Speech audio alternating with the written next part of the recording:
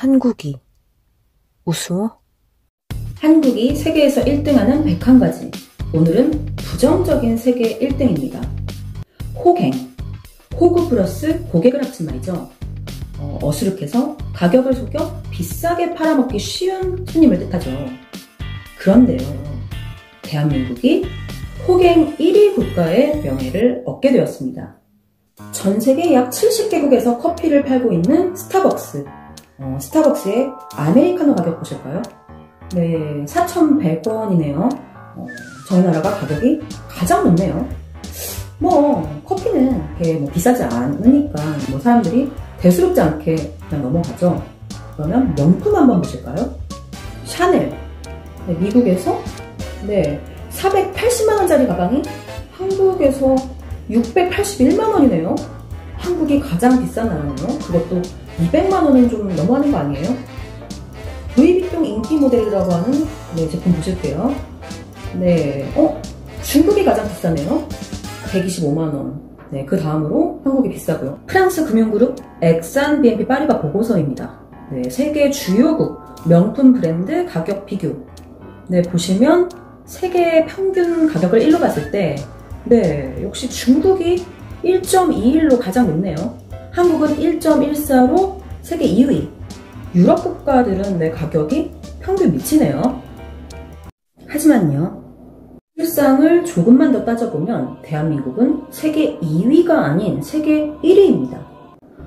중국의 1인당 GDP는 2017년 기준 8,826달러로 한국의 3분의 1 수준이죠. 그렇다면 중국에서의 명품 가격은 정말 한국보다 훨씬 심하게 비싼 꼴이 되는데요. 하지만 1인당 GDP는 총량 개념이기 때문에 소득 분배 상황은 전혀 보여주지 못합니다. 중국은 아시다시피 부의 편차가 매우 심한 나라죠. 지바오청 중국인민대총장은 중국 인구 상위 10%가 국가자산 전체의 80%를 소유하고 있다고 발표했습니다. 근데 중국은 알다시피 빈부격차의 정도가 세계 최고 수준이죠. 중국 인구 14억 명 중 75%인 10억 5천만 명이 하루 6달러 미만, 우리 돈으로 7천원 미만이죠. 이 돈으로 생활하고 있다고 합니다. 이렇게 보면 중국에서는 경제적 부를 거의 독차지하고 있는 상위 10%만이 명품을 구매할 수 있는 소비자라는 겁니다. 중국 상위 10%의 GDP는 알다시피 한국의 평균 GDP를 훨씬 능가하죠. 그 인구도 한국의 3배에 달하는 어마어마한 숫자입니다. 중국에서 책정된 명품 가격은 중국인 전체가 대상이 아닌 어마어마한 부를 소유하고 있는 상위 10% 인구를 대상으로 책정된 가격이란 뜻입니다. 그래서 실질적으로 대한민국은 세계에서 2위가 아닌 1위, 1위로 명품 가격이 가장 비싼 나라가 되는 겁니다. 바꿔 말하면 한국은 명품 브랜드 회사들에게 가장 만만한 호갱 1위인 국가인 거죠. 가격만 비싸게 팔아먹는 게 아닙니다. 가장 황당한 건 물건 사러 갔는데 매장 안에 손님도 없으면서 왜 한 줄로 줄 세우는데 친절하게 1대1 응대해주기 위해서라고? 듣기 싫네. 적어도 이만큼은 기다려야 너네 제품 살 수 있다고 생각하게 하려는 심리 전략 구사하는 거잖아.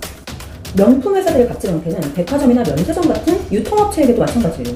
툭 하면 철수한다. 몇 억 드는 인테리어 비용 백화점이 부담해라. 그런데요, 우리나라 백화점, 면세점 다 대기업이 꽉 잡고 있는데 국내 업체들한테는, 특히 중소기업, 자영업자한테는 얼마나 도도합니까? 중소기업 업체들이 인테리어 당연히 해야 되고, 백화점 세일하면 울며 겨자 먹기로 세일 동참해야 되고, 파견 직원 보내면 백화점 측에서 관리 통제합니다. 가장 중요한 수수료 한번 보실까요? 거의 100만원 팔면 40만원 백화점이 가져가네요. 그것뿐만이 아니죠.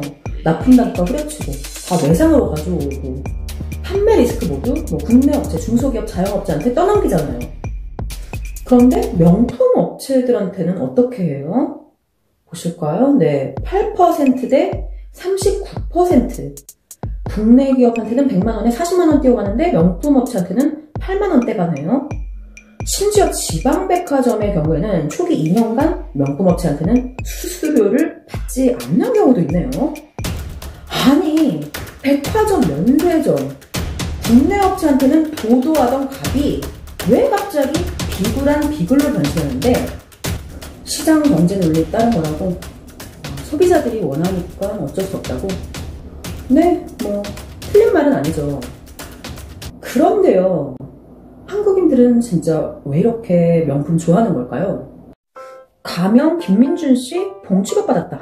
롤렉스 매장에서 사고 싶은 시계 있어서 10개월 웨이팅 걸었다. 근데 찾으러 가는 날 갑자기 30만 원 올랐다는 통보 받았다. 네, 결혼을 앞둔 한 여성, 제품 가격 인상 소식에 다급해져서 몇 달치 월급을 털어서 웨이팅 걸었다.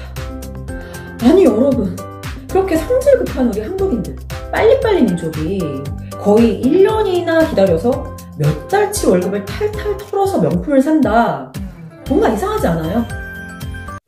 네, 명품을 걸침으로 인해서 내가 더 우월해 보이고 싶으니까 그런 거겠죠.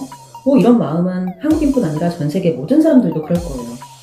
하지만 한국인들은 다른 그 어떤 나라 사람들보다 이런 욕망이 훨씬 더 강합니다. 이는 대한민국이 관계성과 체면을 매우 중시하는 사회이기 때문에 그런 거라고 보여져요. 그리고 한국인들이요, 남들에게 뒤처지지 않으려고 하는 마음이 굉장히 강합니다.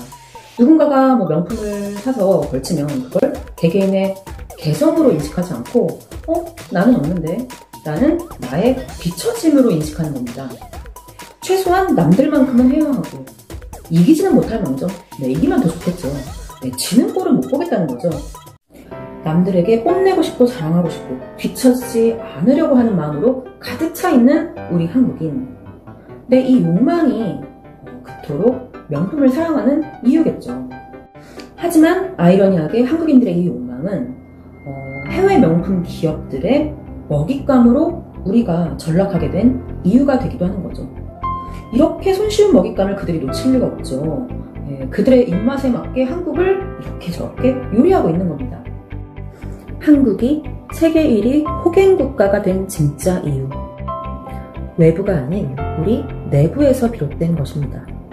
그러기에 호갱에서 벗어나는 것 또한 우리들의 몫이라고 생각합니다. 유용하셨다면 구독 부탁드릴게요. 좋은 하루 되세요.